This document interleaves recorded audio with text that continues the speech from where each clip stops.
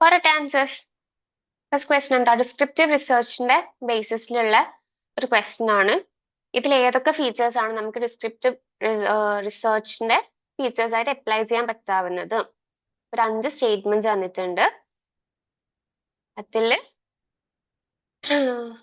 എന്താണ്? First one, it may involve the procedure of induction and analysis, a study that describes and interprets what is or was the case.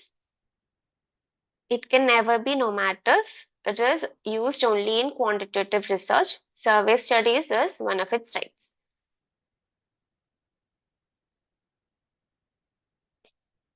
Okay, നമുക്ക് answers വരുന്നുണ്ട്.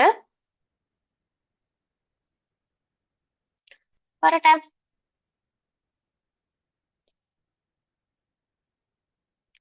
D പറയുന്നുണ്ട്, A പറയുന്നുണ്ട്, B പറയുന്നുണ്ട്.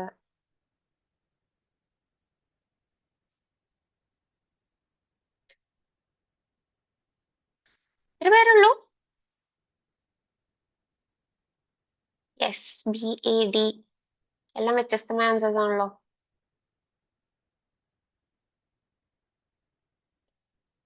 ഇതിലേതോ 3 ശരിയാണ്, 3 തെറ്റാണ് അല്ലേ?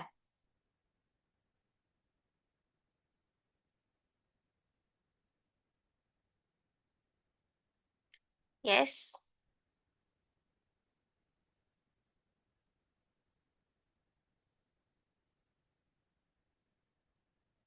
കഴിഞ്ഞോ? ആൻസർ നോക്കിയാലോ. ഇതിലേതോ 2 കംപ്ലീറ്റ്ലി തെറ്റാണ്. ഡിസ്ക്രിപ്റ്റീവ് റിസർച്ചുമായിട്ട് ബേസ് ചെയ്തിട്ട് ഉള്ളതല്ല. പക്ഷെ 3 കറക്റ്റ് ആണ്. ഓക്കെ, ഇപ്പൊ ബിന്റെ ലെവൽ കൂടുന്നുണ്ട്. ബി, ഡി, എ എല്ലാ ആൻസേഴ്സും പറയുന്നുണ്ട്. ഇപ്പൊ നമുക്ക് എന്തായാലും ആൻസർ നോക്കാം കേട്ടോ. ബി ആണ് കറക്റ്റ് ആൻസർ വരുന്നത്. നമുക്ക് എന്താ ഡിസ്ക്രിപ്റ്റീവ് റിസർച്ച് എന്ന് പറഞ്ഞാൽ എന്താ? ഒരു ഡിസ്ക്രിപ്റ്റീവ് ആയിട്ടുള്ള എന്തെങ്കിലും ഒരു ഇഷ്യൂ നമുക്കിപ്പോ എന്താണ് കേസ് സ്റ്റഡീസ്, ഒരു ക്വാളിറ്റേറ്റീവ് റിസർച്ച് ആയിട്ടോ എന്തും പറയാം. കുറച്ചും കൂടി ഡിസ്ക്രൈബ് ചെയ്യുന്ന ഒരു കൈൻഡ് ഓഫ് റിസർച്ച് ആണ് നമ്മൾ എന്ത് ഡിസ്ക്രിപ്റ്റീവ് റിസർച്ച് ആയിട്ട് വരാം. നമ്മൾ നോർമലി ഒരു റിസർച്ച് എങ്ങനെയാണോ ചെയ്യുക അതുപോലെ തന്നെയായിരിക്കും ഡിസ്ക്രിപ്റ്റീവ് റിസർച്ചും ചെയ്യുന്നുണ്ടാവുക. ഇതിൽ ഫസ്റ്റ് ഓപ്ഷൻ എന്താ പറയുന്നത്? It may involve the procedure of induction and analysis. ശരിയാണ്. കാരണം എന്താണ്? ഈ ഇൻഡക്റ്റീവ് അനാലിസിസും ഡിഡക്റ്റീവ് അനാലിസിസും ഒക്കെ നമ്മൾ പഠിച്ചതല്ലേ. അപ്പം എന്തെങ്കിലും ഒരു സ്പെസിഫിക് ഒബ്സർവേഷൻ ഉണ്ടാവും, അതിന്റെ ബേസിസിൽ ഒരു ജനറൽ ആയിട്ടുള്ള ഒരു തിയറി ഫോം ചെയ്യുന്നതോ അല്ലെങ്കിൽ ജനറൽ ആയിട്ടുള്ള ഒരു ഫൈൻഡിങ് കണ്ടുപിടിക്കുന്നതോ അങ്ങനത്തെ കാര്യങ്ങൾ നമ്മൾ എന്താണ് ഡിസ്ക്രിപ്റ്റീവ് റിസർച്ചിൽ ചെയ്യും. അപ്പൊ അതുപോലെ തന്നെ അനാലിസിസും നമ്മൾ ഒരു നോർമൽ റിസർച്ച് എങ്ങനെയാണോ ചെയ്യുക ആ ഒരു പ്രൊസീജിയർ ഒക്കെ ഡിസ്ക്രിപ്റ്റീവ് റിസർച്ചും ഫോളോ ചെയ്യുന്നുണ്ടാവും. അപ്പം സ്റ്റേറ്റ്മെന്റ് എ എന്ന് പറയുന്നത് എന്താണ്? ശരിയാണ്. സെക്കൻഡ് വൺ എന്താ പറയുന്നത്? A study that describes and interprets what is or was the case. ഇതാണ് എന്ത് ഡിസ്ക്രിപ്റ്റീവ് റിസർച്ചിന്റെ ഡെഫിനിഷൻ എന്ന് പറയുന്നത് തന്നെ ഈ ഒരു സ്റ്റേറ്റ്മെന്റ് ആണ് അല്ലെ. ഒരു കേസ് അല്ലെങ്കിൽ ഒരു ഇഷ്യൂ എന്നുള്ളത് അത് എന്താണെന്ന് ഡിസ്ക്രൈബ് ചെയ്യുന്നത്, അത് എന്തായിരിക്കണം എന്ന് ഇന്റർപ്രറ്റ് ചെയ്യുന്ന ആ ഒരു പ്രോസസ് ആണ്, അല്ലെങ്കിൽ ആ ഒരു കൈൻഡ് ഓഫ് റിസർച്ച് അല്ലെങ്കിൽ ഒരു സ്റ്റഡിയാണ് എന്ത് ഡിസ്ക്രിപ്റ്റീവ് റിസർച്ച് എന്ന് പറയുന്നത്. ഓപ്ഷൻ പിയും ഓപ്ഷൻ ബി ആണ് ശരിക്കും ഡിസ്ക്രിപ്റ്റീവ് റിസർച്ചിന്റെ ഒരു ഡെഫിനിഷൻ ആയിട്ട് നമുക്ക് പറയാൻ പറ്റുന്ന ഒരു സ്റ്റേറ്റ്മെന്റ്. ഓപ്ഷൻ ബിയും ശരിയാണ്. സി എന്താ പറയുന്നത്? It can never be നോമാറ്റീവ്.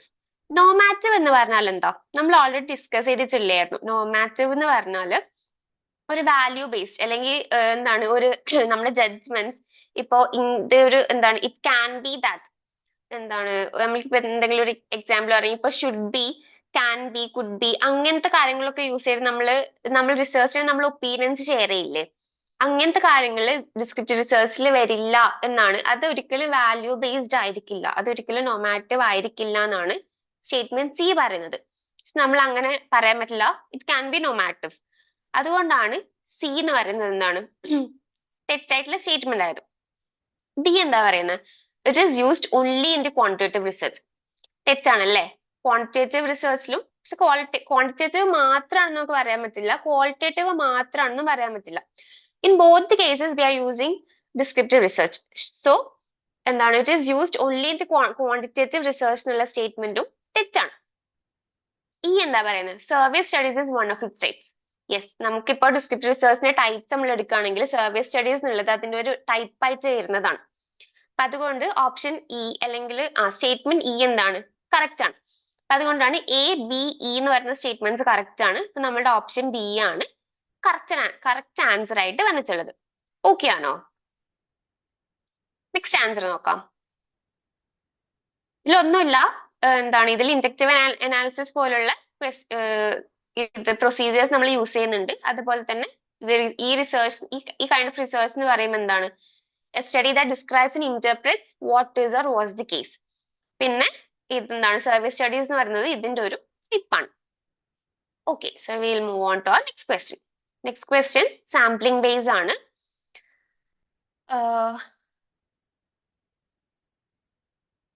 Sampling in which sampling units are selected on the advice of some experts or by the institution or opinion of the researcher himself is known as what kind of sampling? നമുക്കറിയാം probability sampling ഉണ്ട്, non probability sampling ഉണ്ട്. ആ sampling ഒക്കെ വരുന്ന types ആണ് നമ്മൾ ഓപ്ഷൻസിൽ കൊടുത്തിരിക്കുന്നത്. ഇപ്പൊ ഇതില് ആ ക്വസ്റ്റ്യൻ എന്ന് പറയുന്നത് ഇതിൽ ഏതോ ഒരു സാമ്പിളിങ്ങിന്റെ ഡെഫിനിഷൻ ആണ് അല്ലെ? യെസ്,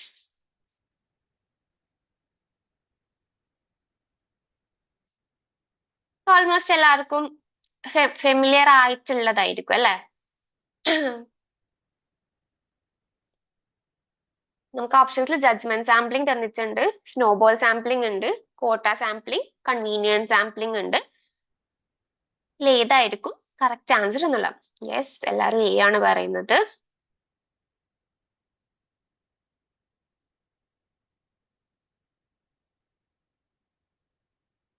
ആണോ?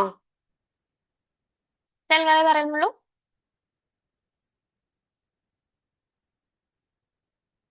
ഓക്കെ, നമുക്ക് ഇനി ആരും വരാനില്ല തോന്നുന്നു. നമുക്ക് ആൻസർ നോക്കാം.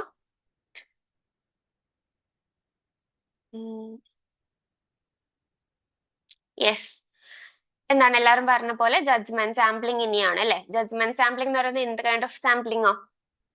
നോൺ പ്രോബബിലിറ്റി സാമ്പിളിംഗിൽ വരുന്നതല്ലേ? ഇതിലുള്ള ഈ ഓപ്ഷൻസിലെ എല്ലാ സാമ്പിളിംഗും നോൺ പ്രോബബിലിറ്റി സാമ്പിളിംഗ് ആണ്. അപ്പൊ ജഡ്ജ്മെന്റ് സാമ്പിളിംഗ് എന്ന് പറയുമ്പോൾ എന്തെങ്കിലും ഒരു എക്സ്പെർട്ട് ഒപ്പീനിയന്റെ ബേസിസിലോ അല്ലെങ്കിൽ ആ റിസർച്ചർക്ക് തന്നെ കുറച്ചും കൂടെ പ്രാക്ടിക്കൽ ആയിട്ട് എന്താണ് നമ്മൾ സാമ്പിളിംഗ് കുറച്ചും കൂടി റെലവെന്റ് ആവാൻ വേണ്ടിയിട്ട് പറ്റാവുന്ന ആൾക്കാരെ അത്രയും എന്താണ് ആ റിസർച്ചിൽ തന്നെ സ്വന്തമായിട്ട് തെരഞ്ഞെടുക്കുന്നു. അങ്ങനത്തെ ഒരു കൈൻഡ് ഓഫ് സാമ്പിളിംഗ് ആണല്ലേ ജഡ്ജ്മെന്റ് സാമ്പിളിംഗ് എന്ന് പറയുന്നത്. മെയിൻ ആയിട്ട് എക്സ്പേർട്സിന്റെ അഡ്വൈസ് പ്രകാരം നമുക്ക് പറയാം. അപ്പൊ അതാണ് ജഡ്ജ്മെന്റ് സാമ്പിളിംഗ്. സ്നോബോൾ സാമ്പിളിംഗ് എന്താ? ഇതൊക്കെ നോൺ പ്രോബബിലിറ്റി ആണ്. സ്നോബോൾ സാമ്പിളിംഗ് എന്ന് പറയുമ്പോൾ നമുക്ക് ഓൾറെഡി ഒന്നോ രണ്ടോ സാമ്പിൾസ് നമ്മളെ കയ്യിലുണ്ടാവും. ആ സാമ്പിൾസ് ത്രൂ നമ്മൾ അടുത്ത സാമ്പിളിലേക്ക് എത്തും. അത് ത്രൂ നെക്സ്റ്റ് സാമ്പിളിലേക്ക്, അങ്ങനെ ഒരു ചെയിൻ ആയിട്ട് പോയിട്ട് നമുക്ക് വേണ്ട സാമ്പിളിംഗ് എത്രയാണോ അല്ലെങ്കിൽ നമുക്ക് എത്ര സാമ്പിൾസ് ആണോ വേണ്ടത് അവരെ അവരുടെ അടുത്ത് ഡാറ്റ കളക്ട് ചെയ്യും. കോട്ട സാമ്പിളിംഗും നമ്മളെ പ്രോബബിലിറ്റിയിലുള്ള സ്ട്രാറ്റിഫൈഡ് സാമ്പിളിങ്ങിന്റെ നോൺ പ്രോബബിലിറ്റി വേർഷൻ ആണ് കോട്ട സാമ്പിളിംഗ് എന്ന് പറയുന്നത്.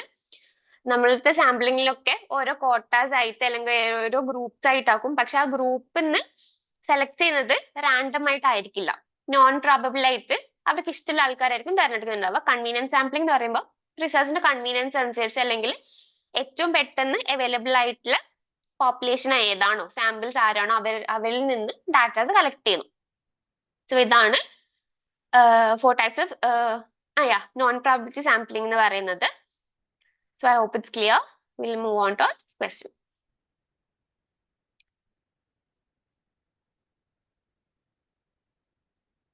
ഇതാണ് നമ്മുടെ തേർഡ് ക്വസ്റ്റ്യൻ എന്ന് പറയുന്നത്.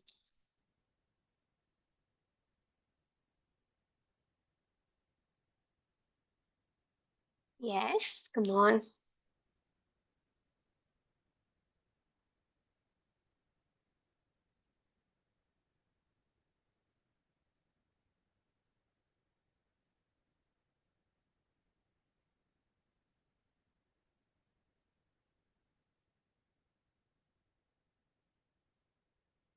I know.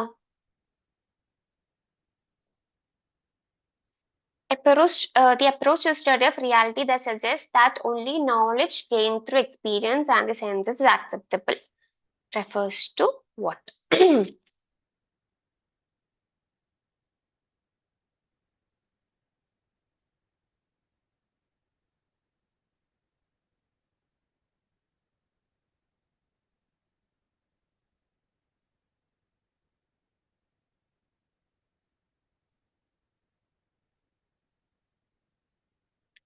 Yes. എല്ലാരും പറയുന്നുണ്ട്. എല്ലാവർക്കും അറിയാമെന്ന് തോന്നുന്നു.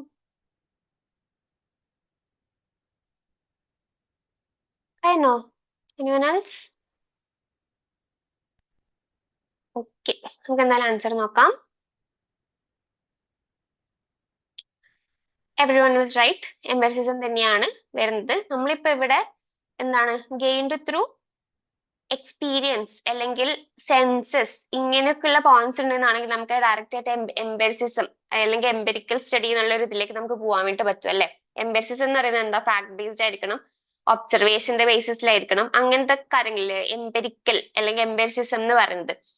അപ്പൊ സെൻസസിന്റെ ബേസിസിൽ എന്താണ് നമ്മള് നോളജ് ഗെയിൻ ചെയ്യുന്നത് എക്സ്പീരിയൻസിന്റെ ബേസിസിലും സെൻസസിന്റെ ബേസിസിലുള്ളത് മാത്രമേ നമുക്ക് ആക്സെപ്റ്റ് ചെയ്യാൻ പറ്റുള്ളൂ എന്ന് പറയുന്നത് എപ്പോഴും എന്തായിരിക്കും, എംബെറിസിസ് ആയിരിക്കും. ഇതിൽ സിംബോളിക് ഇന്ററാക്ഷനിസം എന്ന് പറഞ്ഞാൽ എന്താ? എനിവൻ?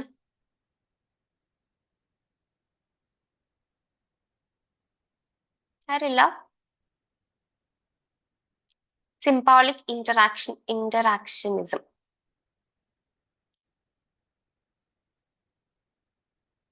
അതെന്താ പറയുന്നത്? സിംബോളിക് ഇന്ററാക്ഷനിസം എന്ന് പറയുമ്പോൾ മെയിൻ ആയിട്ട് അത് എന്താണ്, ഒരു സോഷ്യോളജിക്കൽ തിയറിന്റെ ബേസിസിലാണ് നമുക്ക് പറയാം. ഇപ്പോ സൊസൈറ്റിന്റെ ഇന്ററാക്ഷന്റെ ഇതില് അല്ലെങ്കിൽ എന്താണ് ആ സോഷ്യൽ ഇന്ററാക്ഷൻസിലൂടെ നമ്മൾ എങ്ങനെയാണ് നോളജ് ഗെയിൻ ചെയ്യുന്നത്, അല്ലെങ്കിൽ നമ്മൾ സിമ്പിൾസിന്റെ ഇതിന്റെ ഒക്കെ ബേസിസിൽ നമ്മൾ നോളജ് ഗെയിൻ ചെയ്യുന്നത്, അത് ആ സോഷ്യൽ ഇന്ററാക്ഷൻസിലൂടെ ആൾക്കാർ എങ്ങനെയാണ് നോളജ് ഗെയിൻ ചെയ്യുന്നത് എന്നൊക്കെയുള്ള ഒരു തിയറിയാണ്, ഒരു സോഷ്യോളജിക്കൽ തിയറിയാണ് അത് ശരിക്കും സിംബോളിക് ഇന്ററാക്ഷനിസം പറയുന്നത്. ഇതിൽ പോസ്റ്റ് മോഡേണിസം എന്താ? പോസ്റ്റ് മോഡേണിസം പോസ്റ്റ് മോഡേണിസവും എന്താണ് ഒരു 20th സെഞ്ചുറിയിലേക്കുള്ള ഒരു മൂവ്മെന്റിന്റെ ഭാഗമായിട്ട് വന്നെയാണ്. മോഡേണിസത്തിന് ശേഷമുള്ള ഒരു കാലഘട്ടം എന്നുള്ള രീതിയിൽ പോസ്റ്റ് മോഡേണിസം പറയുന്നത് ഒരു സിംഗിൾ ട്രൂത്ത് ഇല്ല എന്നാണ്. അവർ യൂണിവേഴ്സൽ ട്രൂത്തിനെ ക്വസ്റ്റ്യൻ ചെയ്യാണ്. ഇന്റർപ്രിട്ടേഷൻസും റിയാലിറ്റി. അപ്പം എന്താണ് നമുക്ക് യൂണിവേഴ്സൽ ട്രൂത്തിനെ ക്വസ്റ്റ്യൻ ചെയ്യുന്ന ഒരു കൈൻഡ് ഓഫ് തിയറിയാണ് അല്ലെങ്കിൽ ഒരു മൂവ്മെന്റ് ആണ് എന്ത്, പോസ്റ്റ് മോഡേണിസം എന്ന് പറയുന്നത്. ഈ എന്താണ് ഇതില് ഈ ഓപ്ഷൻസ് തന്നിൽ എംബെറിസിസത്തിന് ഒഴിച്ചിട്ട് ബാക്കിയൊന്നും സെൻസസിന്റെ ബേസിസിൽ അക്സെപ്റ്റ് ചെയ്യുന്നതല്ല. അപ്പൊ സെൻസസ് എന്ന് പറഞ്ഞൊരു വേർഡ് ഉണ്ട് എന്നാണെങ്കിൽ നമുക്ക് എപ്പോഴും എംബെറിസിസ് ആയിരിക്കും അതിന് ആൻസർ ആയിട്ട് വരാം. ഈ സിംബോളിക് ഇന്ററാക്ഷൻസ് ആണെങ്കിലും സോഷ്യൽ ഇന്ററാക്ഷൻസിന്റെ ബേസിസിലാണ് പറയുന്നത്. പോസ്റ്റ് മോഡേണിസം യൂണിവേഴ്സൽ ട്രൂത്തിനെ ക്വസ്റ്റ്യൻ ചെയ്യുന്നു. പിന്നെ ഒബ്ജക്റ്റിവിസം എന്ന് പറഞ്ഞാലും ഒബ്ജക്റ്റിവിസം എന്താ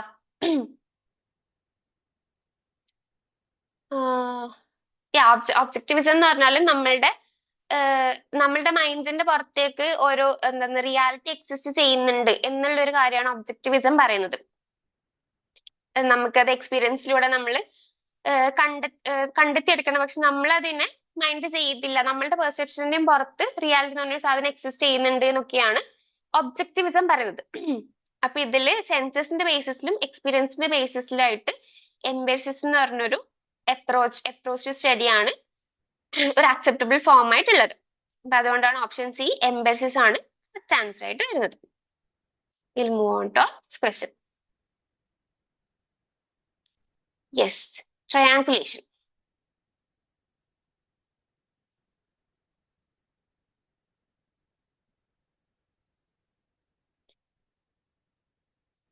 Triangulation is a method adopted by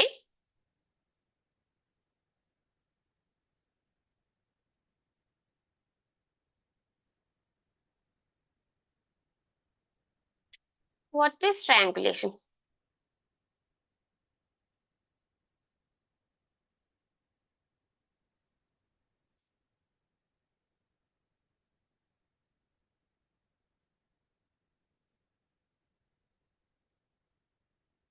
Triangulation is a method of research adopted by what kind of research?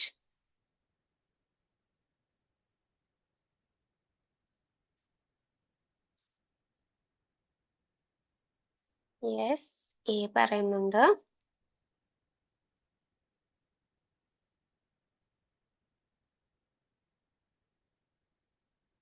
എടാ നമുക്ക് ഏഴത്തെ ക്വസ്റ്റ്യന്റെ ലാസ്റ്റിലോട്ട് ഷെയർ ചെയ്യാം കേട്ടോ. ഐ മീൻ എന്താണ് ഒന്നുകൂടെ എക്സ്പ്ലെയിൻ ചെയ്യാം കേട്ടോ ബാക്കിയുള്ള ക്വസ്റ്റ്യൻസ് ഡൗട്ട് ഉള്ളതൊക്കെ.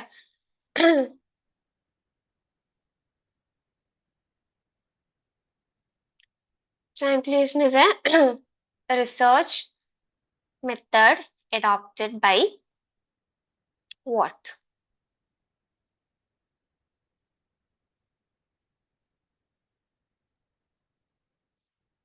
ഓക്കെ, ഇതിൽ ക്വാളിറ്റേറ്റീവ് റിസർച്ച് വരുന്നുണ്ട്, ക്വാണ്ടിറ്റേറ്റീവ് റിസർച്ച് വരുന്നുണ്ട്, അപ്ലൈഡ് റിസർച്ച് ഉണ്ട്, ഫണ്ടമെന്റൽ റിസർച്ച് ഉണ്ട്. ഇതിൽ ഏതാണ് ട്രാൻസ്ലേഷൻ എന്ന് പറഞ്ഞ മെത്തേഡ് ഏത് റിസർച്ചിലാണ് എന്താണ് മോസ്റ്റ്ലി യൂസ് ചെയ്യുന്നതെന്നാണ് ക്വസ്റ്റ്യൻ. ഓക്കെ, നമുക്ക് എന്തായാലും ആൻസർ നോക്കാം. ഓപ്ഷൻ എ തന്നെയാണ് കറക്റ്റ് ആൻസർ ആയിട്ട് വരുന്നത്. ക്വാളിറ്റേറ്റീവ് റിസർച്ച് ആണ്.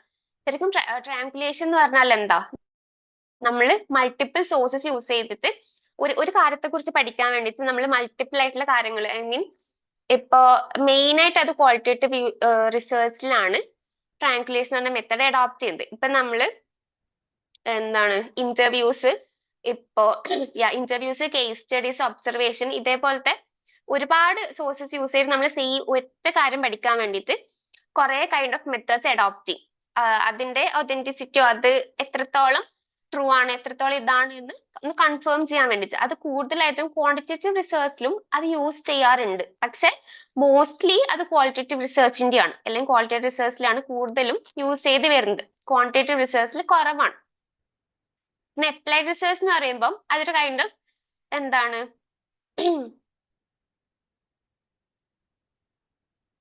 ഓക്കെ, അപ്പൊ അപ്ലൈഡ് റിസർച്ച് എന്ന് പറയുമ്പോൾ അതൊരു മെത്തേഡായിട്ട് അഡോപ്റ്റ് എന്താണ് അതിലൊരു മെത്തേഡായിട്ട് വരുന്നില്ല, ഒരു കൈൻഡ് ഓഫ് റിസർച്ച് അല്ലേ അപ്ലൈഡ് റിസർച്ച് എന്ന് പറയുമ്പോൾ. ഫണ്ടമെന്റൽ റിസർച്ചും അതേപോലെ നമുക്ക് ട്രാൻസ്ലേഷൻ എന്നൊരു മെത്തേഡ് അഡോപ്റ്റ് ചെയ്യുന്ന ഒരു കൈൻഡ് ഓഫ് റിസർച്ച് അല്ല, അതും ഒരു ടെക്നിക്കായിട്ട് യൂസ് ചെയ്യുന്നതല്ല. അപ്പൊ ഇതില് എന്തായാലും ട്രാൻസ്ലേഷൻ എന്നൊരു മെത്തേഡ് ക്വാളിറ്റേറ്റീവ് അല്ലെങ്കിൽ ക്വാണ്ടിറ്റേറ്റീവ് റിസർച്ചിലായിരിക്കും യൂസ് ചെയ്യുന്നുണ്ടാവുക. അതിൽ തന്നെ ക്വാളിറ്റേറ്റീവ് റിസർച്ചിലാണ് നമ്മൾ ട്രാൻസ്ലേഷൻ എന്നൊരു മെത്തേഡ് കൂടുതലായിട്ട് അഡോപ്റ്റ് ചെയ്ത് കാണുന്നത്. അപ്പം ട്രാൻസ്ലേഷൻ എന്ന് പറഞ്ഞൊരു സാധനം നമ്മൾ ക്വസ്റ്റ്യനിൽ കാണുകയാണെങ്കിൽ അതിനെന്താണ് ക്വാളിറ്റേറ്റീവ് റിസർച്ച് നമുക്ക് ആൻസർ ചെയ്യാൻ പറ്റും. ഇത് നമ്മൾ മുന്നേ ചെയ്തിട്ടുള്ളതാണ്. ഇതാണ് നമ്മുടെ നെക്സ്റ്റ് ക്വസ്റ്റ്യൻ വരുന്നത്.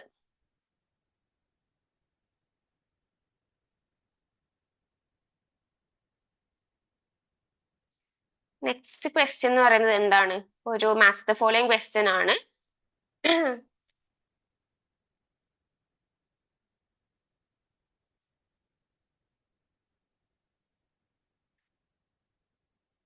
ഇത് കഴിഞ്ഞതിന്റെ മുന്നത്തെ റിസർച്ച് ആപ്റ്റിറ്റ്യൂഡ് ഡെയിലി ടെസ്റ്റിൽ ഓൾറെഡി വന്നിട്ടുണ്ടായിരുന്നു ഇങ്ങനത്തെ ക്വസ്റ്റ്യൻസ്. ഐ മീൻ ഈ സെയിം ഇക്വേഷൻ വെച്ച് നമുക്ക് യൂസ് ചെയ്യാൻ പറ്റുന്നത്.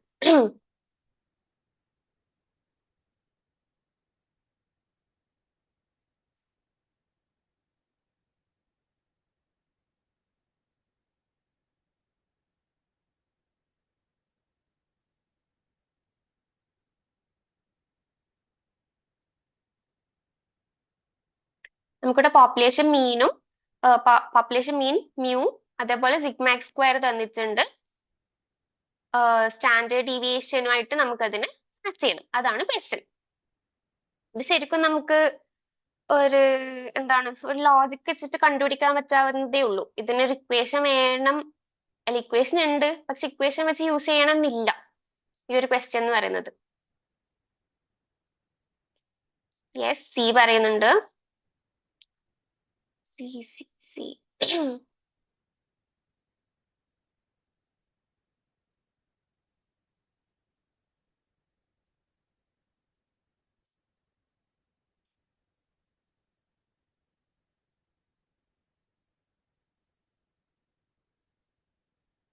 ഓക്കെ, ഇതിന്റെ ഇക്വേഷൻ എന്ന് പറയുന്നത് എന്താ, പോപ്പുലേഷൻ വേരിയൻസിന്റെ ഇക്വേഷൻ ആണ്, അല്ലെങ്കിൽ സ്റ്റാൻഡേർഡ് ഡീവിയേഷൻ. വേരിയൻസ് എന്ന് പറയുമ്പോൾ സ്റ്റാൻഡേർഡ് ഡീവിയേഷൻ സ്ക്വയർ ആണ് അല്ലേ. അപ്പോ എന്താണ് yes, sigma square is equal to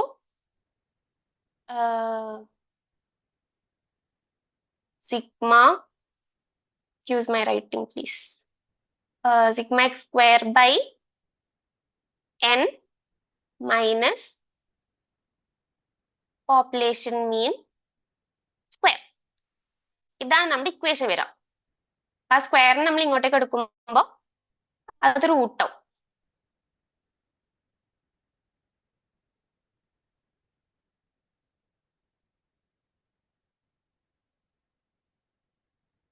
equation വെച്ചിട്ടാണ് ഇത് കണ്ടുപിടിക്കുന്നത്. പക്ഷെ ഇതിൽ നമുക്ക് എന്നിന്റെ വാല്യൂ ഇല്ല. പക്ഷെ എന്നിന്റെ വാല്യൂ നമുക്ക് ഇതിൽ നിന്ന് അസ്യൂം ചെയ്യാൻ പറ്റാവുന്നതേ ഉള്ളൂ, എന്നിന്റെ വാല്യൂ എന്ന് പറയുന്നത്.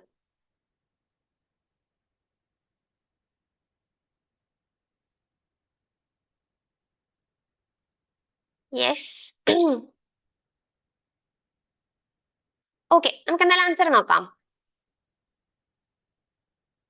ഇതൊരു എന്താണ് കാൽക്കുലേഷൻ മാത്തമാറ്റിക്കൽ ക്വസ്റ്റൻ ആയതുകൊണ്ട് if you want it can take time.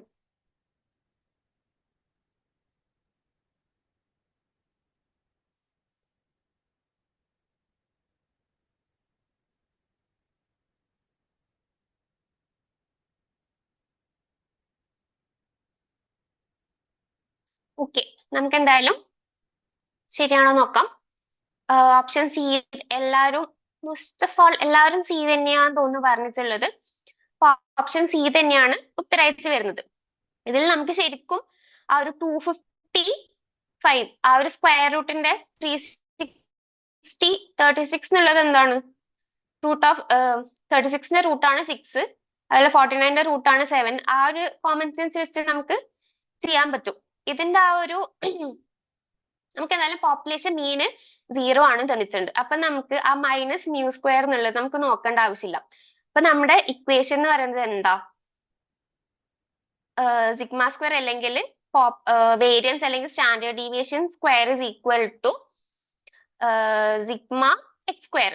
Sigma x square എന്താ നമുക്ക് തന്നിട്ടുണ്ട് ബൈ എൻ.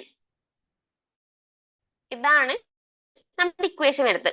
അപ്പൊ ഇതില് മൈനസ് മ്യൂ സ്ക്വയർ എന്നുള്ളത് 0 ആയതുകൊണ്ട് നമുക്ക് കൺസിഡർ ചെയ്യേണ്ട ആവശ്യമില്ല. അപ്പൊ ഇത് എല്ലാത്തിനും എന്താണ് പോപ്പുലേഷൻ മീൻ എന്ന് പറയുന്നത് സെയിം തന്നെയാണ്. അപ്പൊ എന്നും എന്തായിരിക്കും, സെയിം ആയിരിക്കും. നമുക്ക് ഈ 250 എന്നൊക്കെ ഉള്ളത്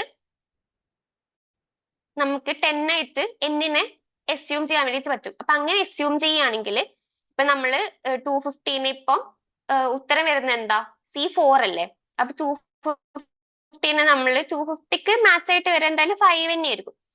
അപ്പൊ ഇപ്പൊ നമുക്ക് ഓക്കെ എന്ന് കണ്ടുപിടിക്കണം എന്നാണെങ്കിൽ തന്നെ 5 സ്ക്വയർ സിക്വയർ അല്ലെങ്കിൽ എന്നിനെ ഇപ്പുറത്തേക്ക് എടുക്കുകയാണെങ്കിൽ ഇക്വേഷൻ എന്തായിട്ട് വരും, sigma x square by standard deviation square വരും അല്ലെ. അപ്പൊ സിഗ്മ എക്സ് സ്ക്വയർ എന്താ, സിഗ്മ എക്സ് സ്ക്വയർ ഇതിൽ 250 ആണ്. അപ്പം 250 ബൈ സ്റ്റാൻഡേർഡ് ഡീവിയേഷൻ സ്ക്വയർ എന്താ 25 വരും. അപ്പം 25 എന്ന് പറയുമ്പോൾ നമുക്ക് ഇതിന്റെ ആൻസർ എന്താ വരിക, 10 ആണ്. അപ്പൊ ആ ജസ്റ്റ് n നമുക്ക് കണ്ടുപിടിച്ചാൽ മതി. എന്ന് പക്ഷെ നമുക്ക് ഓൾറെഡി 10 ആയിട്ട് അസ്യൂം ചെയ്യാനും പറ്റും. അപ്പൊ 250 ബൈ 25 എന്നുള്ളത് 10 ആണ്. നമുക്ക് വേണമെന്നുണ്ടെങ്കിൽ 250 ബൈ ഇപ്പം 8 ഇപ്പൊ നമുക്ക് ഫസ്റ്റ് ഓപ്ഷൻ ഓരോ ഓപ്ഷൻ ആയിട്ട് നമുക്ക് ചെയ്ത് നോക്കാൻ പറ്റും. പക്ഷെ അപ്പോഴൊക്കെ നമുക്ക് ഡെസിമൽ വാല്യൂസ് ആയിരിക്കും കിട്ടുക. ഈ n എന്ന് പറയുന്നത് ഡെസിമൽ വാല്യൂ ആവില്ലല്ലോ. n എന്ന് പറയുന്നത് എന്തായാലും ഒരു ഹോൾ നമ്പർ ആയിരിക്കും. അപ്പോ നമുക്ക് 250 ബൈ 25 എന്ന് പറയുമ്പോൾ 10 വരും. അതേപോലെ തന്നെ നമുക്ക് നെക്സ്റ്റ് 360 ബൈ 6 സ്ക്വയർ എന്താ 36. അങ്ങനെയാണെങ്കിൽ 360 ബൈ 6 എന്ന് പറയുമ്പോൾ അത് എന്താവും 6 വരും. അതത്ര നമുക്ക് മെനക്കെട്ട് ചെയ്യേണ്ട ആവശ്യമില്ല ആക്ച്വലി. അപ്പം 360 ബൈ 36 എന്നുള്ളത് എന്താവും 6 വരും. അപ്പൊ നമുക്ക് A എന്തായി 4 ആയി, B എന്തായി 3 ആയി, പിന്നെ അതേപോലെ 490 എന്തായിട്ടായിരിക്കും മാച്ച് ആവുക 49 7 ആയിട്ടായിരിക്കും. അപ്പോ ഇതിലൊക്കെ n ഈക്വൽ ടു 10 നമുക്ക് ഈ ഓരോ ഏതൊക്കെ മാച്ച് ചെയ്താലാണോ സെയിം n ആയിട്ട് കിട്ടുക അങ്ങനെ നോക്കിയാൽ മതി. Making any sense. അപ്പൊ 640 എന്താവും 64 8 ആവും. അങ്ങനെയാണ് ഈ ഓപ്ഷൻ 0 എന്ന ഓപ്ഷൻ ആൻസർ വരിക. ഓക്കെ ആണോ, ഒന്നുകൂടെ പറഞ്ഞു തരണോ, ഞാൻ ഫുൾ കോംപ്ലിക്കേറ്റഡ് ആക്കിയോ എന്നൊരു ഡൗട്ട്. ഇതിന്റെ സ്റ്റാൻഡേർഡ് ഇക്വേഷൻ എന്ന് പറയുന്നത് നമ്മുടെ വേരിയൻസിന്റെ ഇക്വേഷൻ ആണ്. അതായത് വേരിയൻസ് എന്ന് പറയുന്നത് സ്റ്റാൻഡേർഡ് ഡീവിയേഷന്റെ സ്ക്വയർ. അപ്പോ sigma square is equal to 1 by n sigma x square അല്ലെങ്കിൽ sigma x square by n minus mu square. ഇവിടെ മ്യൂ എന്ന് പറയുന്നത് 0 ആയതുകൊണ്ടാണ് നമ്മൾ മ്യൂ എന്ന് പറയുന്ന വാല്യൂ കൺസിഡർ ചെയ്യാതിരുന്നത്. അപ്പൊ സിഗ്മ അല്ലെങ്കിൽ സ്റ്റാൻഡേർഡ് ഡീവിയേഷൻ നമുക്ക് ഓൾറെഡി തന്നിട്ടുണ്ട്, സിഗ്മ എക്സ് സ്ക്വയർ നമുക്ക് ഓൾറെഡി തന്നിട്ടുണ്ട്. നമുക്ക് അറിയാത്തൊരു വാല്യൂ എന്ന് പറയുന്നത് n ആണ്. അപ്പൊ n ഓരോന്നിനെ കണ്ടുപിടിച്ചിട്ട് നമുക്ക് മാച്ച് ചെയ്ത് പോയാൽ മതി. ഓക്കെയാ,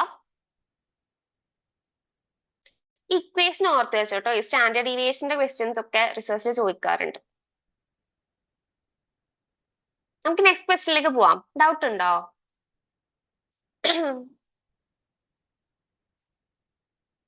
sigma square is equal to sigma x square by N.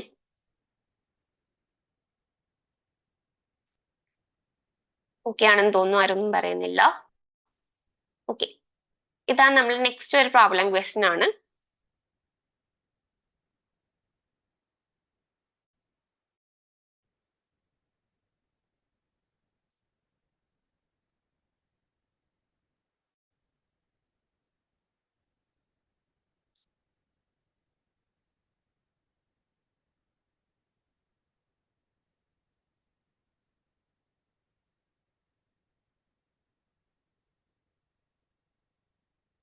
ഇത് ശരിക്കും നമുക്ക് ഒരു സ്റ്റാറ്റിസ്റ്റിക്സിന്റെ എന്താണ് സ്റ്റാൻഡേർഡ് ഡിസ്ട്രിബ്യൂഷനിലായിരുന്ന ഒരു ക്വസ്റ്റ്യൻ ആണ്.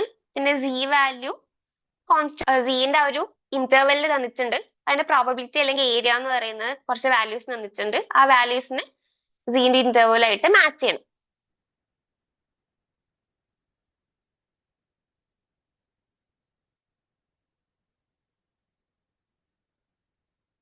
യെസ്,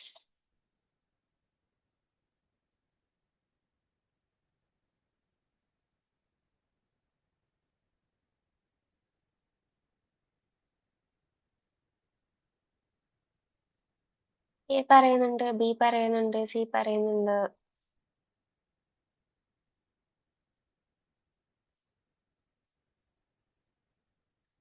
-1 ലെസ് ദാൻ അല്ല, C greater than equal to -1, C less than equal to positive infinity.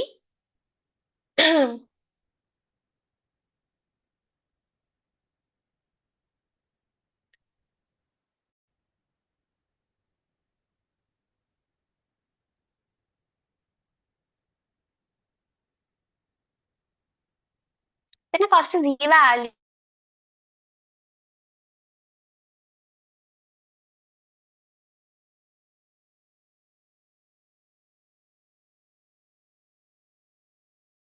എങ്ങനെയായിരിക്കും, 2 വരുമ്പോ എങ്ങനെയായിരിക്കും എന്നുള്ള കുറച്ച് വാല്യൂസ് +1 എന്നുള്ളതല്ലാതെ കോംപ്ലിക്കേറ്റഡ് ആയിട്ട് ചോദിക്കാനുള്ള ചാൻസ് ഇല്ല. നമുക്ക് പ്രോബബിലിറ്റി അല്ലെങ്കിൽ ഏരിയ എന്ന് പറയുന്ന കുറച്ച് പോയിന്റ്സ് തന്നിട്ടുണ്ട്. പിന്നെ സ്റ്റാൻഡേർഡ് നോർമൽ വേരിയറ്റ് സി എന്ന് പറയുന്ന ഇന്റർവെലും തന്നിട്ടുണ്ട്. ഓക്കെ, നമുക്ക് എന്തായാലും ആൻസർ നോക്കാം. ഓപ്ഷൻ എ തന്നെയാണ് ആൻസർ ആയിട്ട് വരുന്നത്.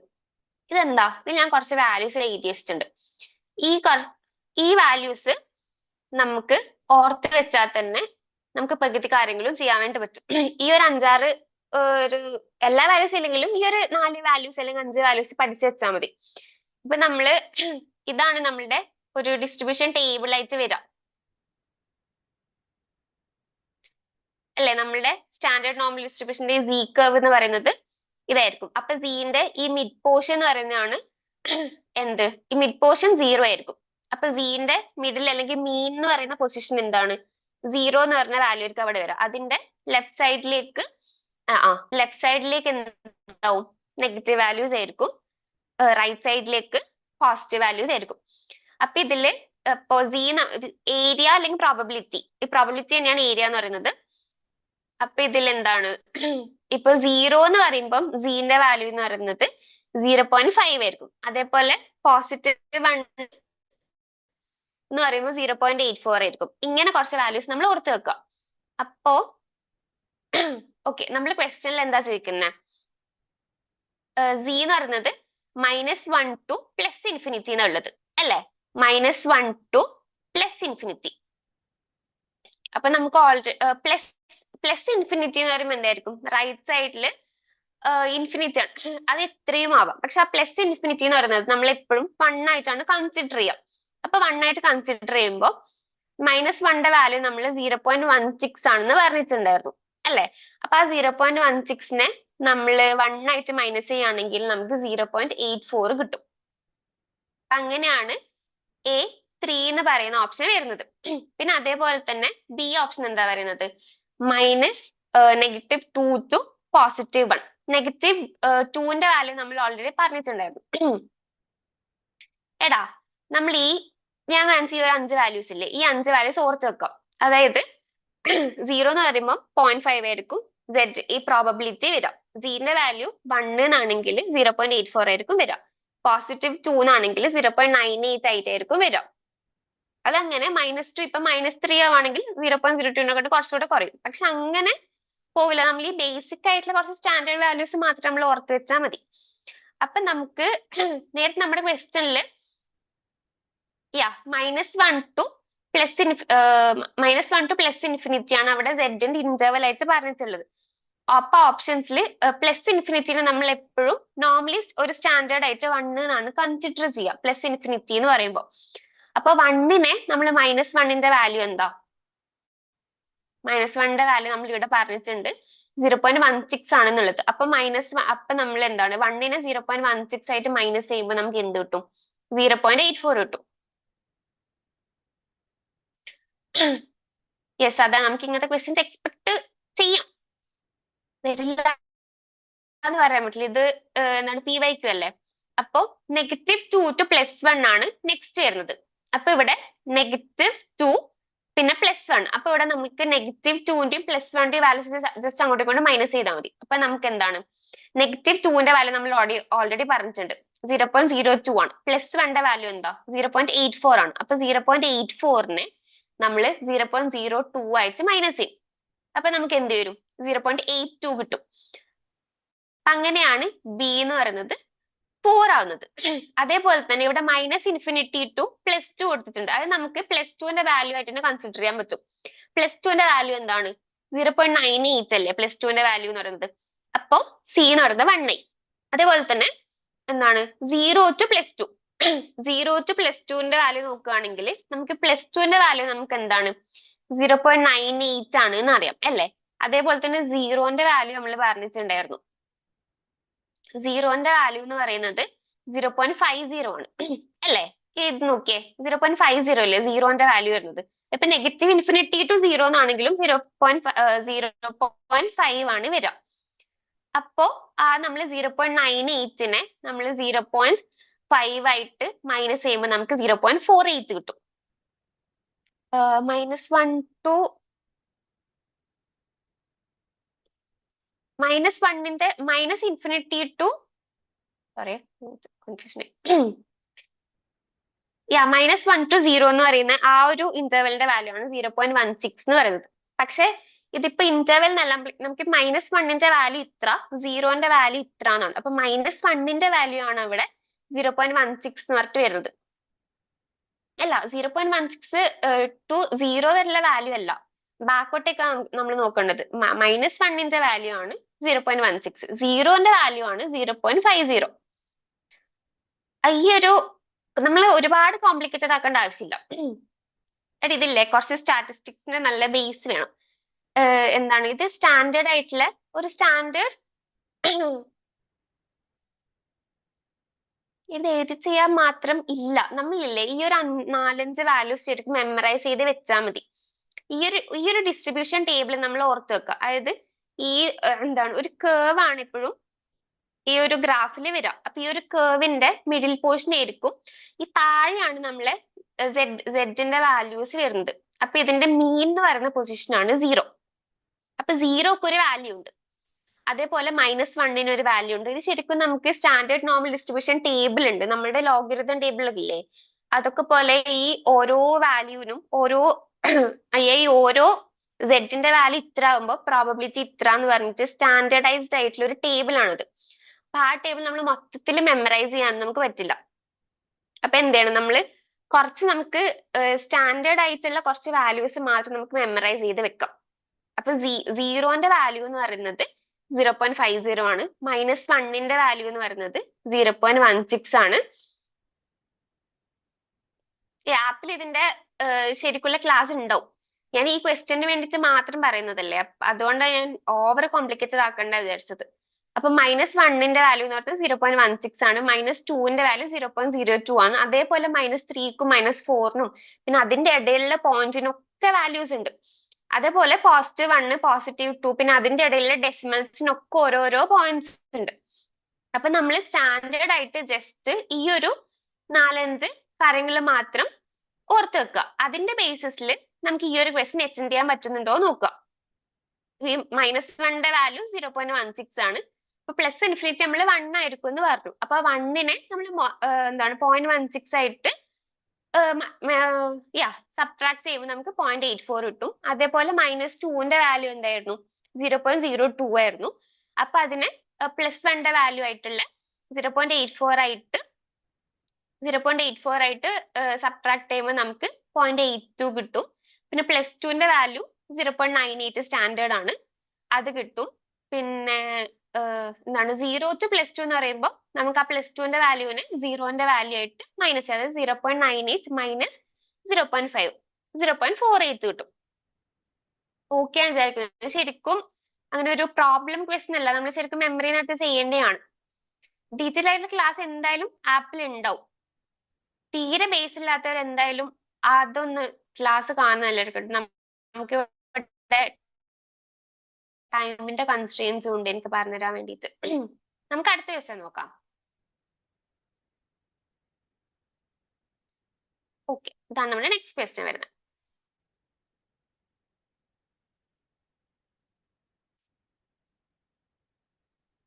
Which of the following is wrong with regard to longitudinal research studies? Longitudinal research study എന്ന് പറഞ്ഞാൽ നമുക്കറിയാം എന്താണെന്നുള്ളത്.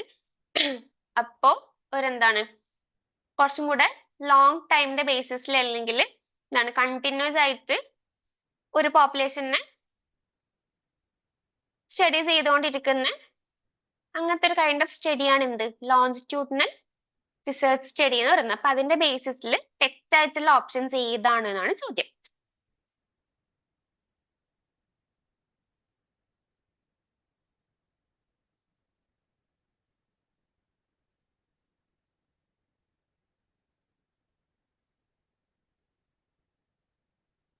Yes, come on.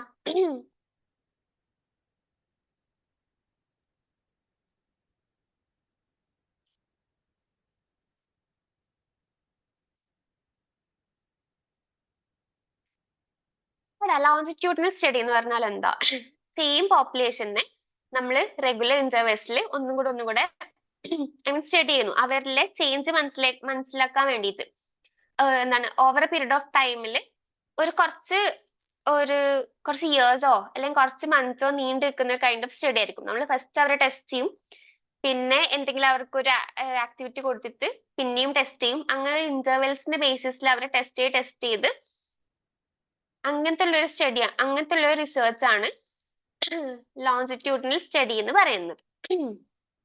അതിന്റെ എന്താണ് ഒരു സെയിം പോപ്പുലേഷനിൽ നമ്മൾ റിപ്പീറ്റഡ്ലി ഓവർ ടൈം സ്റ്റഡി ചെയ്യുന്നു, അവരിലുള്ള മാറ്റങ്ങളും കാര്യങ്ങളൊക്കെ അറിയാൻ വേണ്ടിയിട്ട്.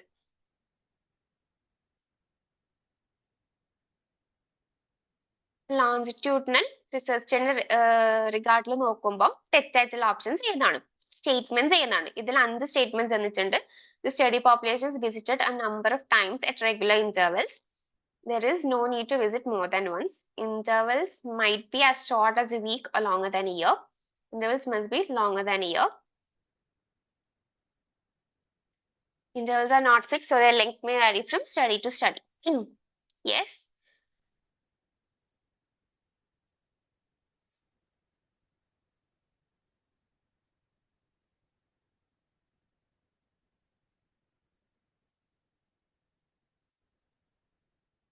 ഓക്കെ, നമുക്ക് എന്നാ ഉത്തരം നോക്കിയാലോ? ഓപ്ഷൻ സി ആണ് കറക്റ്റ് ആൻസർ ആയിട്ട് വരുന്നത്. അപ്പൊ ലോഞ്ചിറ്റ്യൂഡിനൽ സ്റ്റഡി എന്താ? നമ്മളൊരു സെയിം പോപ്പുലേഷനെ തന്നെ റിപ്പീറ്റഡ്ലി ഓവർ ടൈം സ്റ്റഡി ചെയ്യുന്നു. അങ്ങനെ നമ്മൾ കണ്ടക്ട് ചെയ്യുന്ന അങ്ങനെ ഒരു റിപ്പീറ്റഡ് ആയിട്ട് സെയിം പോപ്പുലേഷൻ തന്നെ പഠിക്കുന്ന അങ്ങനത്തെ ഒരു കൈൻഡ് ഓഫ് റിസർച്ചിനാണ് നമ്മൾ ലോഞ്ചിറ്റ്യൂഡിനൽ റിസർച്ച് എന്ന് പറയാം. ഓക്കെ, അപ്പൊ ഇതിലെ ഫസ്റ്റ് സ്റ്റേറ്റ്മെന്റ് എന്താ പറയുന്നത്? The study population is visited a number of times at regular intervals. Regular intervals ആ ഒരു സ്റ്റഡി പോപ്പുലേഷനെ ആ ഒരു റിസർച്ചിൽ വിസിറ്റ് ചെയ്തുകൊണ്ടിരിക്കുന്നു. ശരിയാണ്. നമ്മൾ എന്താണ് അവരിലുള്ള മാറ്റങ്ങളും അവരിൽ എന്തൊക്കെ ചേഞ്ച് ആണ് ഉണ്ടായത്, അല്ലെങ്കിൽ എന്തെങ്കിലും ചേഞ്ച് ഉണ്ടായിട്ടുണ്ടോ എന്നൊക്കെ അറിയാൻ വേണ്ടി നമ്മൾ റെഗുലർ ഇന്റർവെൽസിൽ ആ പോപ്പുലേഷനെ വീണ്ടും വീണ്ടും സ്റ്റഡി ചെയ്യേണ്ടതുണ്ട്, അല്ലെങ്കിൽ ആ റിസർച്ച് വിസിറ്റ് ചെയ്യേണ്ടതുണ്ട്. അപ്പൊ അത് നമ്മൾ ലോൺജിറ്റ്യൂഡിനൽ റിസർച്ചിന്റെ ബേസിസ് നോക്കുമ്പോൾ അത് കറക്റ്റ് ആണ്. പിന്നെ ബി ഓപ്ഷൻ എന്താ പറയുന്നത്, there is no need to visit more than once. നമ്മൾ അങ്ങനെ എന്താണ് ഒരു തവണ അല്ലാതെ രണ്ടാമത്തെ തവണ ആ ഒരു പോപ്പുലേഷനെ വിസിറ്റ് ചെയ്യുന്നില്ല, അവരെ പിന്നെയും നമ്മൾ റിപ്പീറ്റഡ്ലി സ്റ്റഡി ചെയ്യുന്നില്ല എന്നാണെങ്കിൽ അത് ലോൺജിറ്റ്യൂഡിനൽ സ്റ്റഡി എന്ന് പറയാൻ വേണ്ടി പറ്റില്ല. അത് വേറെ എന്തെങ്കിലും ടൈപ്പ് ഓഫ് സ്റ്റഡിയോ. അപ്പൊ ലോൺജിറ്റ്യൂഡിനൽ സ്റ്റഡി എന്ന് പറയുന്നെങ്കിൽ റിപ്പീറ്റഡ്ലി ഓവർ ടൈം അവരെ സ്റ്റഡി ചെയ്തുകൊണ്ടിരിക്കുന്ന അങ്ങനത്തെ ഒരു റിസർച്ചിനാണല്ലോ നമ്മൾ ലോൺജിറ്റ്യൂഡിനൽ പറയാം. അപ്പൊ ആ സ്റ്റേറ്റ്മെന്റ് ലോൺജിറ്റ്യൂഡിനൽ സ്റ്റഡിനെ പറ്റി തെറ്റാണ്. Intervals might be as short as a week or longer than a year. ഈ എന്താണ് നമ്മൾ റിസർച്ചർ അവരെ കാണുമ്പോൾ ഇന്റർവെൽ എന്ന് പറയുന്നത് ചിലപ്പം വീക്ക്ലി ആവാം, ചിലപ്പം എന്താണ് ഒരു കൊല്ലത്തിനും ശേഷമായിരിക്കും പോകുന്നത്. അത് ഡിപ്പെൻസ് ഓൺ ആ സ്റ്റഡി. നമ്മളെ സ്റ്റഡി എങ്ങനെയാണോ, സ്റ്റഡീന്റെ ബേസിസ് എന്താണോ, പേർപ്പസ് എന്താണോ എന്നനുസരിച്ചിരിക്കും. അപ്പൊ അതും ലോൺജിറ്റ്യൂഡിനൽ സ്റ്റഡിന്റെ കാര്യത്തിൽ ശരിയാണ്. ഇപ്പൊ intervals must be longer than a year അങ്ങനെ നമുക്ക് പറയാൻ വേണ്ടി പറ്റില്ല. അത് ഓരോ സ്റ്റഡി എങ്ങനെയാണോ അതനുസരിച്ചിരിക്കും. ചിലപ്പം ലോങ്ങർ ദാൻ എ ഇയർ ആവാം, ചിലപ്പോൾ ഷോർട്ടർ ദാൻ എ വീക്ക് ആവാം. അത് നമുക്ക് പറയാൻ പറ്റില്ല. അത് തെറ്റാണ്. പിന്നെ intervals are not fixed, so the length may vary from study to study. Yes, intervals നമുക്ക് ഫിക്സ് ചെയ്ത് വെക്കാൻ പറ്റില്ല, സ്റ്റഡി ടു സ്റ്റഡി അത് മാറിക്കൊണ്ടിരിക്കും. അപ്പൊ ഇതിൽ എന്താണ് ഓപ്ഷൻ ബിയും ഡി ആണ് ലോൺജിറ്റ്യൂഡിനൽ റിസർച്ചിന്റെ ബേസിസിൽ തെറ്റായിട്ട് വന്നിട്ടുള്ളത്. അപ്പൊ നമ്മുടെ ആൻസർ എന്ന് പറയുന്നത് ഓപ്ഷൻ സി ആണ്. ഓക്കെ അല്ലേ? ലോൺജിറ്റ്യൂഡിനൽ സ്റ്റഡി ഒരു സെയിം പോപ്പുലേഷൻ നമ്മൾ റിപ്പീറ്റഡ്ലി ഓവർ ടൈം സ്റ്റഡി ചെയ്യുന്നു, അത്രേ ഉള്ളൂ. ഓക്കെ, ഇതാണ് next question.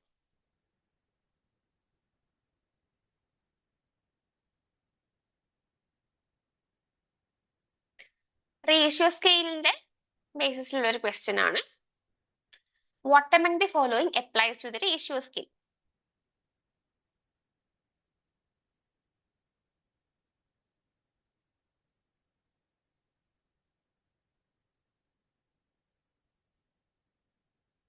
Yes.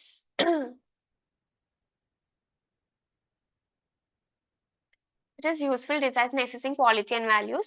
It has equal interval properties. It has true zero. The numerals have the qualities of real number and can be added, subtracted, or multiplied. It uses non-parametric statistical techniques. Yes. നമുക്ക് 4 types of scale ഉണ്ട് അല്ലേ? NOIR എന്ന് പറഞ്ഞിട്ട് ratio scale ഉണ്ട്, interval scale ഉണ്ട്, പിന്നെ ഏതാ nominal scale ഉണ്ട്, ഓർഡിനൽ സ്കെയിൽ ഉണ്ട്. അതില് നമ്മൾ ഗ്രേറ്റസ്റ്റ് ഓഫ് ഓൾ സ്കെയിൽസ് അല്ലെങ്കിൽ എല്ലാത്തിന്റെയും ഒരു മെയിലായിട്ട് വെക്കുന്നത് ഏത് സ്കെയിലാ? റേഷ്യോ സ്കെയിലാണ്. അപ്പൊ റേഷ്യോ സ്കെയിലിന്റെ പ്രോപ്പർട്ടീസിനെ കുറിച്ചിട്ടാണ് നമ്മൾ ചോദ്യം. ഓക്കെ, നമുക്ക് ആൻസർ നോക്കാം.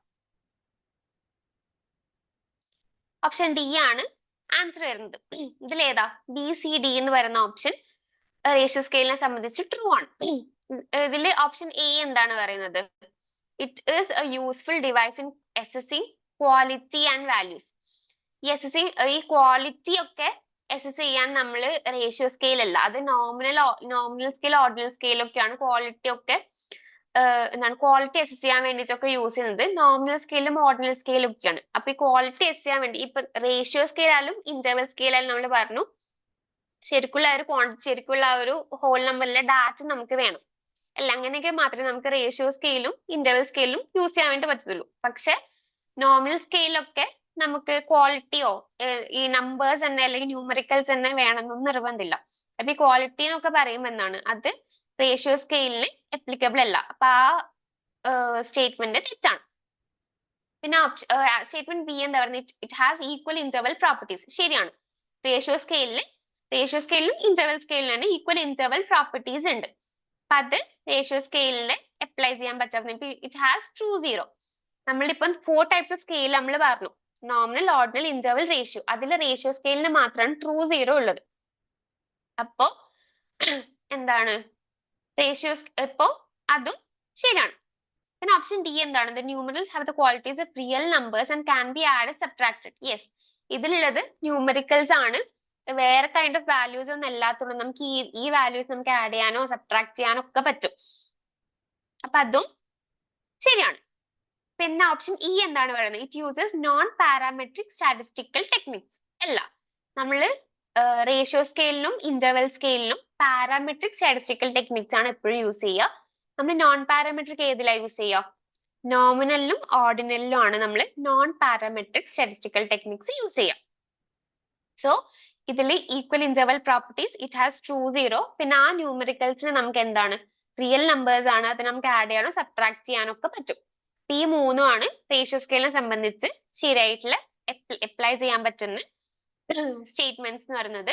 ബാക്കി ക്വാളിറ്റി SSI ഒക്കെ ഏത് സ്കെയിലാണ്? നോമിനലോ ഓർഡിനലോ ആണ്. അതേപോലെ തന്നെ നോൺ പാരാമെട്രിക് സ്കെയിൽ എന്ന് പറയുന്നത് റേഷ്യോ സ്കെയില് പാരാമെട്രിക് സ്കെയിൽ ആണ്. റേഷ്യോയിലും ഇന്റർവെല്ലിലും നമ്മൾ പാരാമെട്രിക് ടെസ്റ്റ് ആണ് യൂസ് ചെയ്യുക. ടി ടെസ്റ്റ് ഒക്കെ പോലുള്ള ടെസ്റ്റ് ഇല്ലേ? പിന്നെ നോൺ പാരാമെട്രിക് നമ്മൾ നോമിനലിലും ഓർഡിനലിലും ആണ് യൂസ് ചെയ്യുക. ഓക്കെ, ഇതാണ് നമ്മള് 9th question.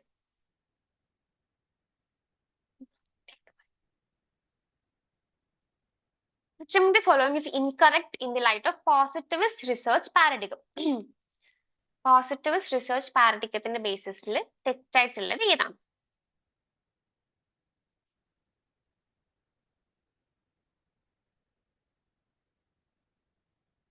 Scientific knowledge is derived from accumulation of data obtained theory-free and value-free from observation. Scientific method cannot be applied to humanities and social affairs. It cannot be observed as of little importance. Science the pursuit of foundational knowledge. Yes.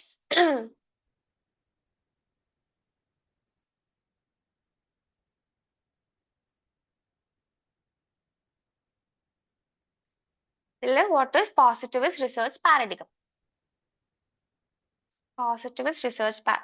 Positivist paradigm എന്ന് പറയുന്നത് എന്താണ് പറയുന്നത്?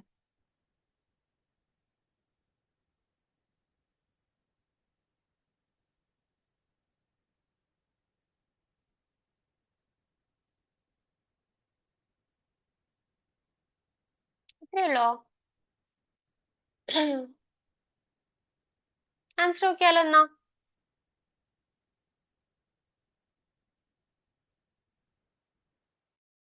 Okay, നമുക്ക് answer നോക്കാം. Option B ആണ് correct answer ആയിട്ട് വരുന്നത്. Positivist research paradigm പറയുന്നത് തന്നെ നമുക്ക് സോഷ്യൽ സയൻസസിൽ സയന്റിഫിക് മെത്തേഡ് അപ്ലൈ ചെയ്യാൻ പറ്റും എന്നുള്ള ഒരു തോട്ടാണ്. അതാണ് സയന്റിഫിക് പോസിറ്റിവിസ്റ്റ് പാരഡിഗത്തിന്റെ ബേസ് തന്നെ പറയുന്നത്. അപ്പോ ഓപ്ഷൻ ബി എന്ന് പറയുന്നത് എന്താണ്? അതിനെ നേരെ കോൺട്രഡിക്ടറി ആയിട്ടുള്ള സ്റ്റേറ്റ്മെന്റ് ആണ് പറഞ്ഞിട്ടുള്ളത്. Scientific method cannot be applied to humanities and social affairs. അപ്പൊ അതാണ് പോസിറ്റിവിസ്റ്റ് റിസർച്ച് പാരഡിഗത്തിന്റെ ബേസിസിൽ തെറ്റായിട്ട്. ഓപ്ഷൻ എ എന്താണ് പറയുന്നത്? Scientific knowledge is derived from accumulation of data obtained theory free and value free from observation. ഈ നമുക്ക് നോളജ് എന്ന് പറയുന്നത് എന്താണ്? ഒബ്സർവേഷൻ ബേസ്ഡ് ആണ്. ഒബ്സർവേഷൻ അല്ലാതെ അല്ലെങ്കിൽ നമുക്ക് ഒബ്സർവ് ചെയ്യാൻ പറ്റാത്ത എംപിരിക്കൽ അല്ലാത്ത കാര്യങ്ങൾക്കൊക്കെ ലിറ്റിൽ ഇമ്പോർട്ടൻസ് ആണ് എന്നൊക്കെ തന്നെയാണ് ഈ ബാക്കി 3 സ്റ്റേറ്റ്മെന്റ്സ് തന്നെയാണ് പോസിറ്റീവ് റിസർച്ച് പാരഡിഗം പറയുന്നത് തന്നെ. എന്താണ് ഈ സയൻസ് എന്ന് പറയുന്നത്? നമ്മൾ എന്താണ്, നമുക്ക് എല്ലാത്തിലും യൂസ് ചെയ്യാൻ പറ്റുന്ന ഫൗണ്ടേഷണൽ നോളജിന്റെ പെർസ്യൂട്ട് ആണ് സയൻസ് എന്ന് പറയുന്നത്.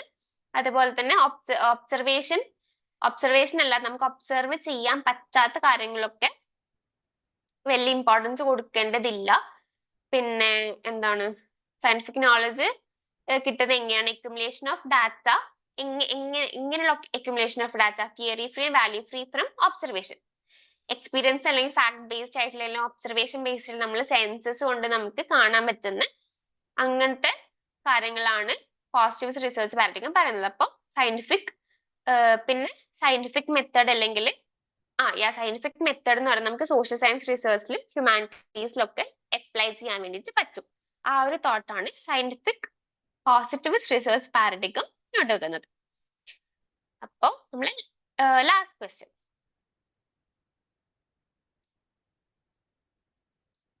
While undertaking project method, identify the correct order of steps to be followed. Plan the study. കുറച്ച് റിസർച്ച് സ്റ്റെപ്സ് കൊടുത്തിട്ടുണ്ട്. ഇതില് ശരിയായിട്ടുള്ള ഓർഡർ ഏതാണ് എന്നാണ് ചോദ്യം.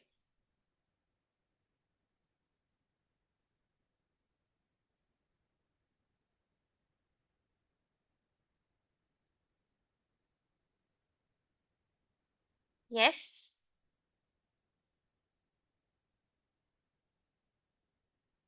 Plan the study, identify the topic, analyze, collect data, evaluate.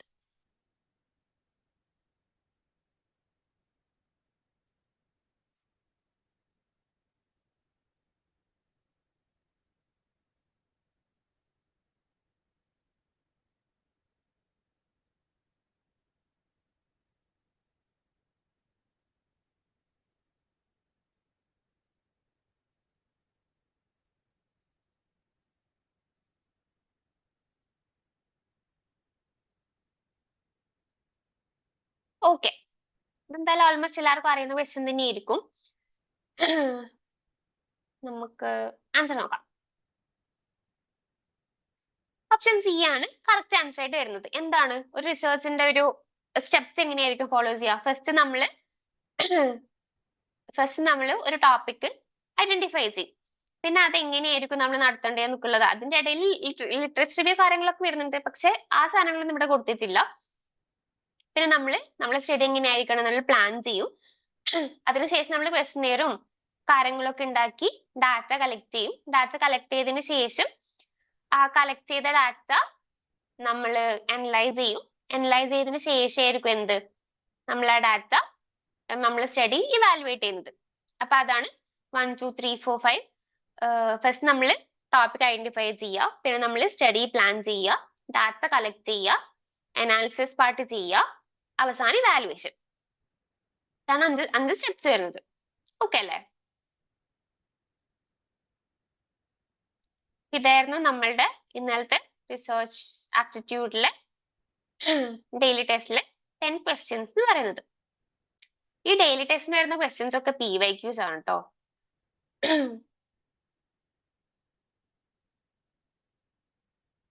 Okay, ഇനി നമുക്ക് എന്തെങ്കിലും ഡൗട്ട്സ് ഒക്കെ ഉണ്ടെങ്കിൽ പറയാം. നമ്മുടെ ക്ലാസ് ഡിസ്കഷൻ ഒഫീഷ്യലി കഴിഞ്ഞിട്ടുണ്ട്.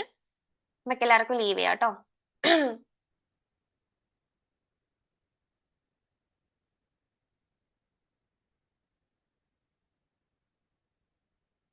എന്തെങ്കിലും ചോദിക്കാനുണ്ടോ? അല്ലെങ്കിൽ will wind up the class.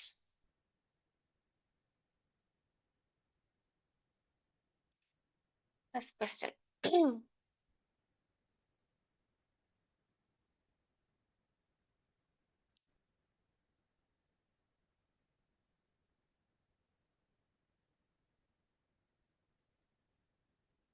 എടാ, പോസ്റ്റ് മോഡേണിസം എന്ന് പറഞ്ഞാൽ ശരിക്കും 20th സെഞ്ചുറിയിലൊക്കെ ഉണ്ടായിരുന്ന ഒരു മൂവ്മെന്റിന്റെ ബേസിസിൽ തന്നെയാണ്. അവര് എന്താണ് ഒരു സിംഗിൾ ട്രൂത്ത്, എന്താണ് പോസ്റ്റ് മോഡേണിസ്റ്റുകൾ പറയുന്നത് വെച്ചാൽ ഒരു സിംഗിൾ ട്രൂത്ത് എക്സിസ്റ്റ് ചെയ്യുന്നില്ല.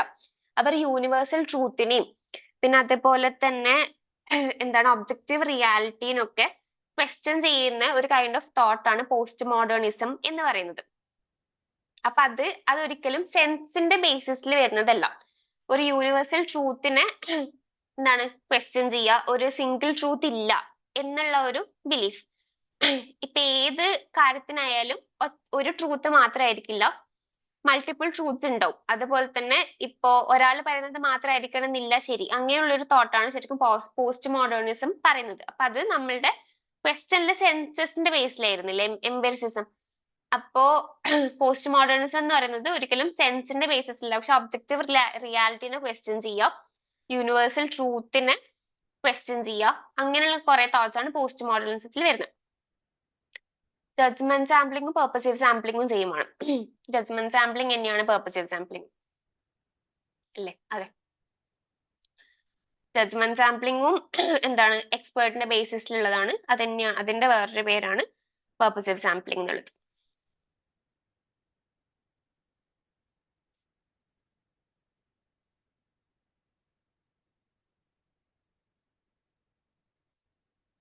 ഇപ്പൊ നമ്മളൊരു എക്സാമ്പിളിന്റെ ബേസിൽ പറയുകയാണെങ്കിൽ, ഇപ്പോ ഞാൻ എന്താണ് ഞാനൊരു പകൽ വീട്ടില് ഞാനൊരു ഇത് ചെയ്യാണ്.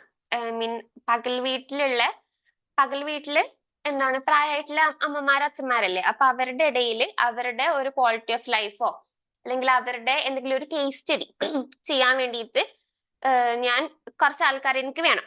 അപ്പോ ഇവിടെ ഒരുപാട് പകൽ വീടുകളുണ്ട്. അപ്പൊ ഞാൻ ശരിക്കും പ്രോബബിലിറ്റി സാമ്പിളിങ്ങിന്റെ ബേസിസിൽ പോവാണെങ്കിൽ എന്താണ്, എല്ലാ പകൽ വീടും എടുക്കും. അതില് എന്താണ് എല്ലാ പകൽ വീട്ടിലെ പാർട്ടിസിപ്പൻസിനെ എടുക്കും. അതിൽ എനിക്ക് വേണ്ടത് ഇപ്പൊ ക്വാളിറ്റേറ്റീവ് ആണെങ്കിൽ എനിക്ക് വേണ്ടത് ഒരു 10 സാമ്പിളിനെ ആണെങ്കിൽ ആ 10 സാമ്പിളിനെ ഞാൻ റാൻഡംലി സെലക്ട് ചെയ്യും. പക്ഷെ ഇത് ജഡ്ജ്മെന്റ് സാമ്പിളിങ് വരുമ്പോ എങ്ങനെയായിരിക്കും, ഇപ്പോ ഞാൻ ആരുടെങ്കിലും ഇപ്പൊ പകൽ വീടിനെ കുറിച്ച് കൂടുതൽ അറിയാവുന്നില്ലെങ്കിൽ ഓരോ പകൽ വീട്ടിലും ഇപ്പൊ പകൽ വീട്ടിൽ ക്ലാസ് എടുക്കാൻ പോകുന്നതോ അങ്ങനെയുള്ള കുറച്ച് എക്സ്പേർട്സിന്റെ സഹായം ഞാൻ തേടും. അപ്പൊ അങ്ങനെ തേടും അവരുടെ അടുത്ത് എനിക്ക് കൂടുതൽ ഡാറ്റ കിട്ടാൻ സാധ്യത ഉള്ളത് ഓ ഓ എല്ലാവരും പ്രായമുള്ള ആൾക്കാരായിരിക്കും. അപ്പൊ എല്ലാവരുടെ അടുത്തും എനിക്ക് ഞാൻ ഉദ്ദേശിക്കുന്ന ടൈപ്പിലുള്ള ഒരു സാധനം കിട്ടണമെന്നില്ല. അപ്പൊ അങ്ങനെ എനിക്ക് കിട്ടാവുന്നത് ഏതൊക്കെ ആൾക്കാരുടെ നിന്നായിരിക്കും, ഏതൊക്കെ പകൽ വീട്ടിലെ ആൾക്കാരായിരിക്കും കുറച്ചും കൂടെ ഓപ്പൺ അപ്പ് ആയിട്ട് എനിക്ക് വേണ്ട കാര്യങ്ങൾ പറഞ്ഞു തരാൻ വേണ്ടിയിട്ടുള്ള എന്താണ് യോഗ്യരായിട്ടുള്ള ആൾക്കാർ ആരായിരിക്കും എന്നുള്ളത് ഞാൻ എക്സ്പേർട്ട് ഒപ്പീനിയൻ എടുത്തിട്ട് ആ ഒരു അപ്പൊ അവരുടെ അടുത്ത് ചിലപ്പോൾ എനിക്ക് ഒരു 10 പേരുടെ 20 പേരുടെയോ ലിസ്റ്റ് കിട്ടും. ആ ലിസ്റ്റിനെ വെച്ചിട്ട് ഞാൻ ഡാറ്റ കളക്ട് ചെയ്യാൻ വേണ്ടിട്ട് പോകും.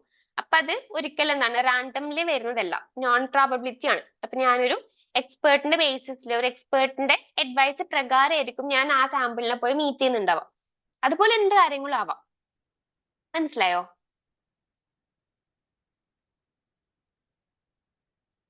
ഓക്കെ. ഇവിടെ ഇനി എന്തെങ്കിലും ഉണ്ടോ? നമുക്ക് നിർത്തിയാലോ?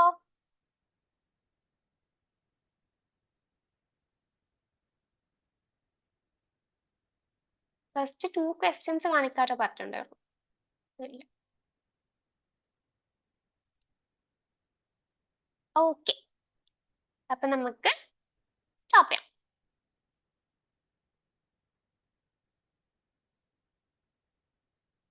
എല്ലാവരും നന്നായിട്ട് പഠിക്കുക കേട്ടോ. നമുക്ക് ഇനി 31st ഓൺവേർഡ്സ് അല്ലേ എക്സാം പറഞ്ഞത്. ഇന്ന് 14 ആയി, നമുക്ക് അറൌണ്ട് ഒരു 15 ഡേയ്സ് ആണ് ബാക്കിയുള്ളത് അല്ലേ. അപ്പൊ ഈ ഒരു ടൈമിൽ നമ്മള് പുതിയ പുതിയ കാര്യങ്ങൾ പഠിക്കാൻ ശ്രമിക്കാതെ നമ്മൾ ഓൾറെഡി പഠിച്ചിട്ടുള്ള കാര്യങ്ങൾ തന്നെ ഒന്നുകൂടെ റിവൈസ് ചെയ്ത് അങ്ങനെ പഠിക്കാൻ ശ്രമിക്കാം. കൂടുതൽ ലാസ്റ്റ് ടൈം ആയതുകൊണ്ട് കൂടുതൽ കോംപ്ലിക്കേറ്റഡ് ആക്കാത്തതാണ് നല്ലത്. നമ്മൾ എന്തായാലും ഇതുവരെ കുറെ കാര്യങ്ങൾ പഠിച്ചിട്ടുണ്ടല്ലോ. അപ്പൊ today's daily discussion is over. Good night. ഇന്ന് വേറെ ക്ലാസ് ഇല്ല എല്ലാവർക്കും? ഇല്ല തോന്നുന്നു. Bye bye. Happy learning.